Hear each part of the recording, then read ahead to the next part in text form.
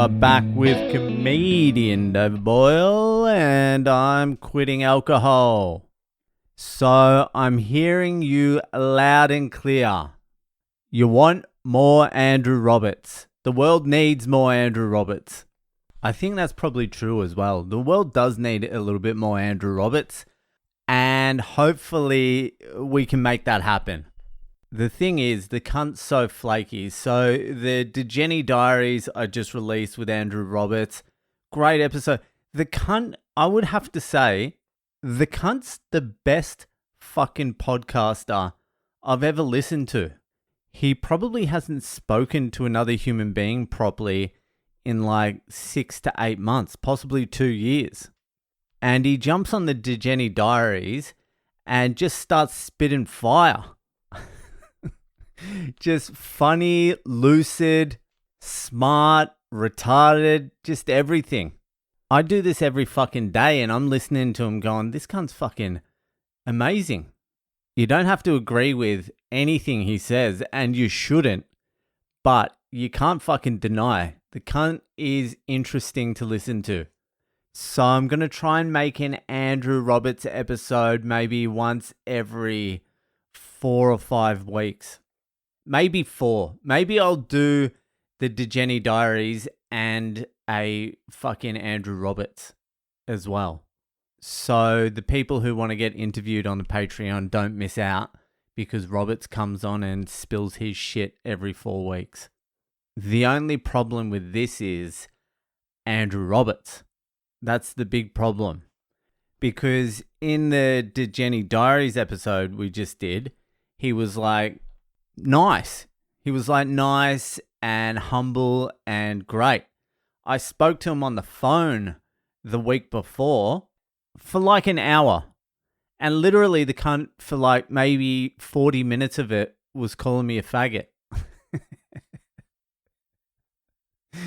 It was a lot. And I was like, come on the DeGeni Diaries and do the show. He's like, fuck you, I'm never doing your show. And he's been saying that for ages. And about 3 days after I called him on the phone, I'm like, come do the fucking DeGeni Diaries, all right? And he's like, all right, let's do it on a fucking Saturday.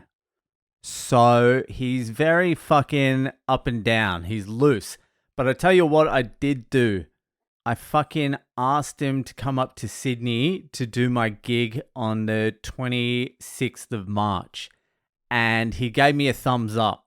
And I said, are you really going to come do it? And he gave me another thumbs up. Which I'm not too sure what that means, but the gig I run, Lazy Bones Comedy Club, may have Andrew Roberts on it in 2 weeks' time. The first time Bogan Jesus has done stand-up comedy in 4 years, maybe 5. So if there's any old fucking Oppression Chamber listeners lurking around Sydney on the 26th of March, just keep in mind, and I'll announce it if he fucking sends me more than a fucking thumbs up emoji. But keep in mind that Bogan Jesus may be performing. That would be great. I said you can stay at my house, which I instantly regretted. But it might be worth it just to get him on stage. I'm not too sure that's even worth it, actually. He's 100% going to bomb. I don't even know what he's going to talk about on stage. Daniel Andrews and the war? The war only he was fighting against evil? That's 100% what he's going to fucking be talking about. What else is he going to talk about? But I don't know. You people fucking love Andrew Roberts. I love him too. It was the same as when we used to do the Oppression Chamber. So I did the podcast with him and I was like, oh, I don't know if that was any good. I'll probably have to cut it down from like 50 minutes to like half an hour or something. And then I went to fucking put it all together and I'm just listening to it going, there's nothing I can cut out. Andrew Roberts is a podcasting savant. That's what I was thinking the whole time. I'm like, I'm the idiot. I'm the fucking moron. It used to happen all the time on the Oppression Chamber. Me and Dor would be like, what the fuck was that? We're going to have to fucking can that episode.